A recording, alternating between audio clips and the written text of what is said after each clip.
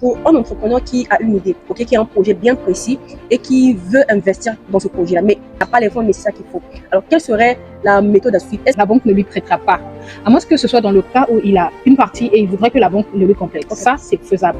Mais dans le cas où il n'y a rien, il voudrait un soutien, on va dire à 90%. Le mieux, ce serait de lever des fonds à travers différents types de plateformes. Est-ce que je pense vraiment que c'est faisable? Oui, c'est faisable. L'essentiel, c'est que son projet soit bon, innovant.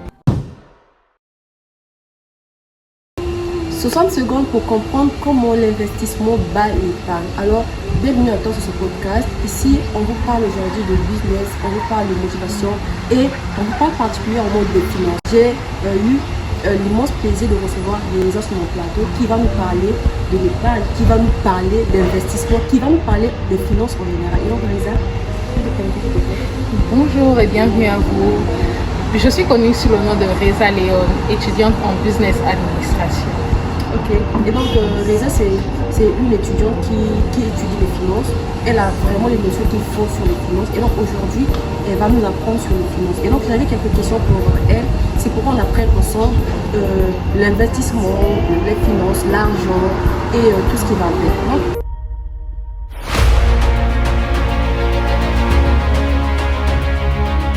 Reza, dis-nous un peu, avant qu'on commence sur le vif du sujet, c'est quoi l'argent pour toi?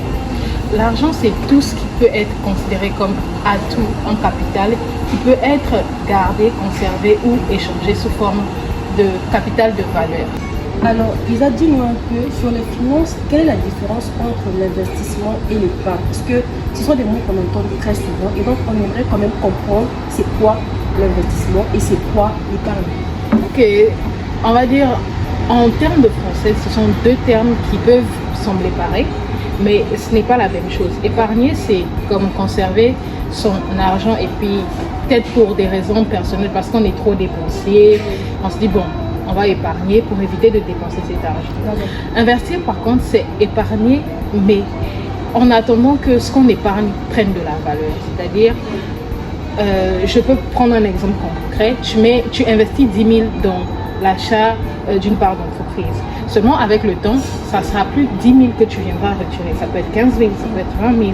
Donc voilà un peu la différence entre l'investissement. Maintenant, quand tu as dit que l'investissement, c'est le fait de gagner de l'argent pour que ça prenne de la valeur. Maintenant, quand tu prends ton argent et que tu le mets dans un projet, ça c'est quoi? On appelle ça l'investissement ou bien? Non, ça c'est l'investissement. Parce que quand tu te lances dans un projet, c'est pour que ça devienne quelque chose de grand, pour que ça rapporte quelque chose. Donc on ne va pas dire que dans ce cas-là, tu épargnes. Non, tu investis. Merci beaucoup. Donc, si on comprend bien, l'épargne, c'est le fait de garder son argent pour des raisons personnelles, de sécurité parfois. Et donc, l'investissement, c'est le fait de mettre son argent quelque part où ça va régénérer des revenus. C'est ça. Et donc, dis-nous un peu, aujourd'hui, nous avons plusieurs banques en Afrique et généralement, on ne sait pas comment fonctionnent les banques. Donc, toi, étant dans le domaine des finances ou du business, et donc, explique-nous comment fonctionnent les banques en général. On va dire que les banques sont des organisations qui, dans la plupart du cas, ne font que des profits. Je m'explique. Lorsque vous allez mettre votre argent dans un compte, que ce soit un compte épargne et tout, pour vous, vous dites que l'argent est safe, que la banque ne l'utilise pas. Entre-temps, la banque prend cet argent pour donner à des personnes qui viennent faire des prêts bancaires. Attends, je prends un exemple. Je pars tel que moi, si j'ai l'argent en banque, ok. Si une personne vient pour pouvoir faire un prêt, la banque va prendre mon argent à moi pour pouvoir prêter à cette personne-là. Exactement. Et donc par rapport à ça, la banque prend profit lui-même. Oui, exactement. Il ne s'arrête pas que à donner des prêts au niveau des individus. Il prête aussi au gouvernement, il prête à différentes entreprises. Ça, c'est un seul des aspects. Wow. Ok. L'autre aspect, c'est que la banque peut prendre également votre argent pour trader avec. C'est-à-dire, en plus de générer des profits à travers le prêt d'argent, il va trader pour obtenir plus de capital que, enfin, pour faire du profit généralement. Mais quand tu dis que l'argent prête notre argent, maintenant, je prends un exemple. L'argent, après ton argent, elle a investi quelque part. Maintenant, toi, si au même moment où tu veux venir réclamer ton argent, qu'est-ce que tu fais? Elle prend l'argent ailleurs également pour pouvoir. Exactement. Vous savez, aujourd'hui, il y a des banques qui comptent plus, par exemple, de 2000 clients. c'est pas tous qui viennent retirer à la même heure. Le même moment. C'est pas tous enfin, c'est pas aussi tout le monde qui vient prêter au même moment. Donc, ce qui se passe, c'est juste un système circulaire. Je prends, je donne et l'argent continue de faire. Mais quand tu mets l'argent en banque, est-ce que à la fin de l'année, tu régénères des bénéfices? Oui, ça dépend du type de contrat que tu as, du type de compte que tu as. Il y a comme par exemple ceux qui utilisent le service compte bloqué. À la fin, ils ont un pourcentage, mais vraiment minime parfois. Et même pour ceux qui épargnent aussi, il y a des banques qui favorisent à ce que les personnes puissent épargner. Déjà qu'il y a différents types de banques et qui n'ont pas tous forcément les mêmes buts. Les systèmes et le fonctionnement. Exact. Donc voilà.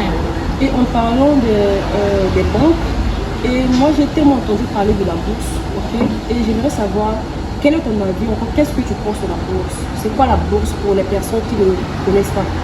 En gros, je dirais que investir en bourse revient à acheter une part de compagnie en espérant que la compagnie survive et par conséquent fasse plus de profit afin que chacun puisse récupérer ses investissements. Et qu'est-ce que tu penses de la bourse pour les personnes qui veulent investir en bourse? Qu'est-ce que tu penses de ça? Avant d'investir en bourse, avant de se lancer dans tout type de projet, je pense que le minimum c'est de s'informer sur la question. Lire peut-être des livres ou consulter même, parce qu'il y a des services qui sont faits pour ça. Se former, voilà, se former. Donc, il y a plusieurs choses à prendre en compte avant d'investir en bourse. Par exemple, le choix de l'atout, du bien que vous voulez investir en. Pourquoi choisir? Est-ce que dans 5-10 ans, la compagnie sera toujours là? Comment? Si on va aller un peu plus loin, chez les comptables, ils vont vérifier ce qu'on appelle en anglais financial statement de la compagnie pour savoir si la compagnie fait du profit, si elle n'est pas fausse, parce que on va revenir un peu plus loin. En 2007, il y a eu ce qu'on appelle la crise économique. Donc, de ce fait-là, la grande partie du problème venait du fait que des banques avaient prêté plus sans tenir compte de la capacité des gens à pouvoir rembourser. Et c'est ce qui a entraîné après la chute du marché boursier. Donc, c'est tout un système qui fonctionne, mais si les institutions principales telles que les banques sont touchées, c'est tout le système économique qui s'écroule. Donc, avant de vouloir investir dans la bourse, il faudrait s'informer sur l'entreprise, sur le produit et sur les bénéfices également. Exactement, parce que qui veut investir à perte? Personne, je pense. Mais est-ce que c'est pas un domaine très risqué, la bourse? Parce que j'entends parler et voilà. Je dirais ça prend pas de temps, c'est pas risqué. Avant, peut-être, il suffisait d'être sur les marchés, c'est-à-dire des zones comme à New York pour pouvoir investir, acheter un asset. Mais aujourd'hui, avec le développement mondial, la mondialisation, l'Internet, un achat ou une revente se fait en un clic. Et même actuellement, si vous rentrez dans votre téléphone, vous checkez le prix, par exemple, d'une part de l'entreprise Apple. Vous allez automatiquement chercher, vous allez trouver, et c'est pas comme si c'est quelqu'un, en fait, voilà, elle est ouverte au public. Alors Reza, on a parlé des banques, on a parlé d'investissement, on a parlé d'argent, on a parlé d'épargne et même de la bourse. Alors dis-nous, pour un entrepreneur qui a une idée, qui a un projet bien précis et qui veut investir dans ce projet-là, mais l'entrepreneur n'a pas les fonds nécessaires qu'il faut. Alors, quelle serait la méthode à suivre? Est-ce qu'il faudra aller voir un banquier ou encore le faire par ses propres moyens? Et ça va dépendre de l'ampleur du projet. Et je pense que la meilleure option ne serait pas qu'il aille voir sa banque, parce que s'il manque des fonds, la banque ne lui prêtera pas. À moins que ce soit dans le cas où il a une partie et il voudrait que la banque le lui complète. Ça, c'est faisable. Mais dans le cas où il n'y a rien, il voudrait un soutien, on va dire à 90%.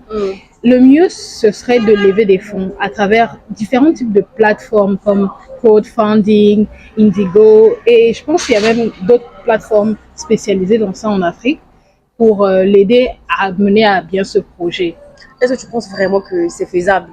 Oui, c'est faisable. L'essentiel, c'est que son projet soit bon, innovant, on va dire inspirant, qui ne met pas en danger